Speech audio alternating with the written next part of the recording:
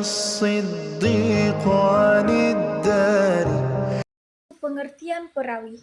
Perawi adalah orang yang menyampaikan atau menuliskan hadis berdasarkan apa yang didengarnya dari guru, baik syekhnya, baik secara lisan maupun tulisan.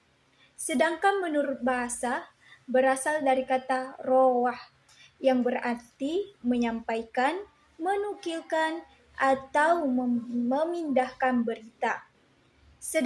Sedangkan riwayah atau ar-riwayah adalah proses memindahkan, menyampaikan, dan menisabkan hadis dengan metode tertentu. Selanjutnya yaitu syarat-syarat seorang perawi. Adapun syarat-syarat seorang perawi yaitu yang pertama, Islam.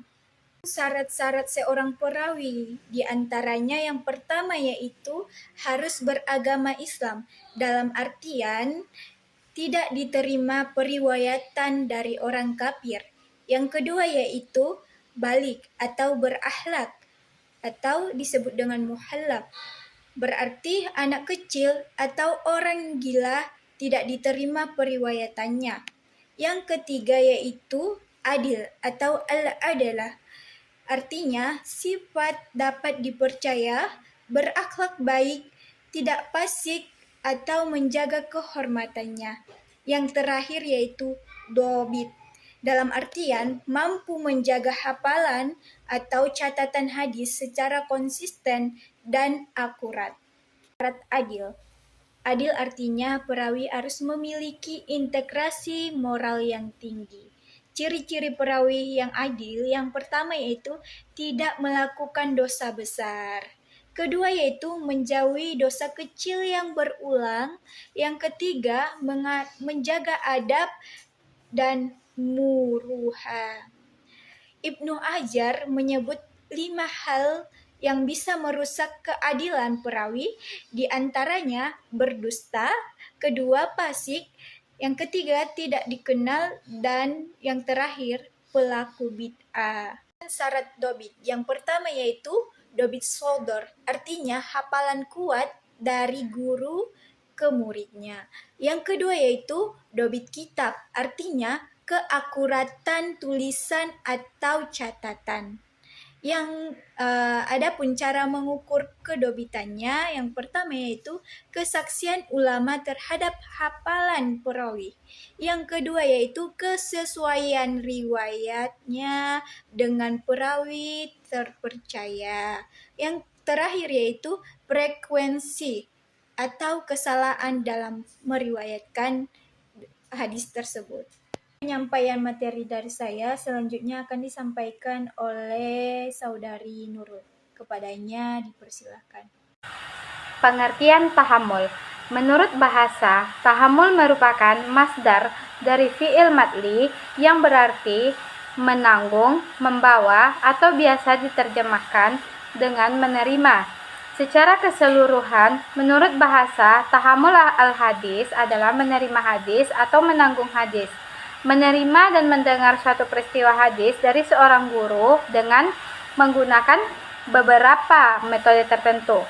Sedangkan tahammul al-hadis menurut istilah ulama ahli hadis adalah tahammul artinya menerima hadis dan mengambilnya dari para syekh atau guru.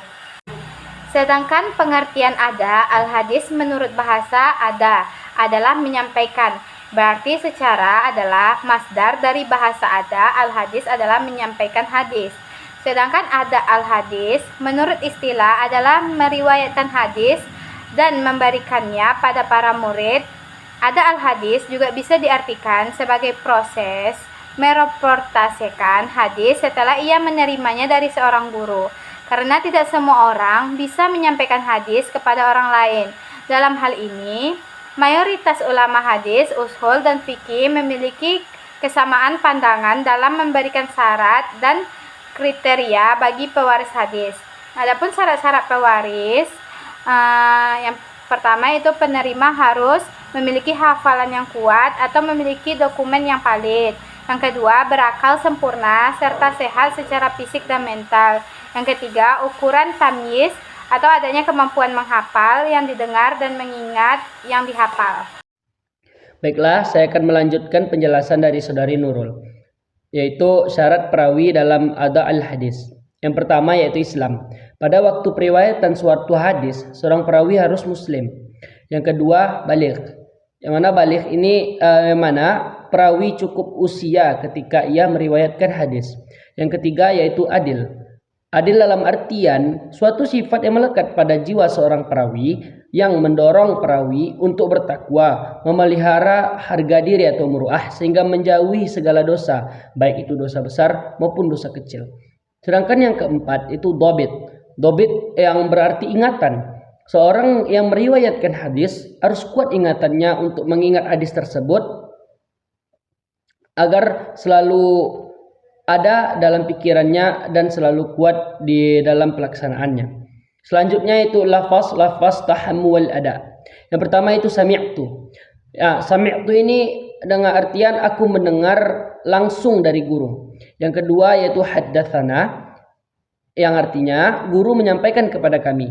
Selanjutnya akhbarona, yaitu guru memberitahukan kepada kami. Yang keempat qara'tu alaih, aku membaca hadis di hadapan guru. Yang kelima yaitu ajazali, guru memberikan izin untuk meriwayatkan hadis. Yang keenam yaitu kataba ilayya, guru menuliskan hadis untukku. Serta yang ketujuh yaitu nawalani, guru menyerahkan hadis itu secara langsung. Dan yang kedelapan yaitu wajadtu bi khatti fulan, aku menemukan tulisan hadis dari fulan.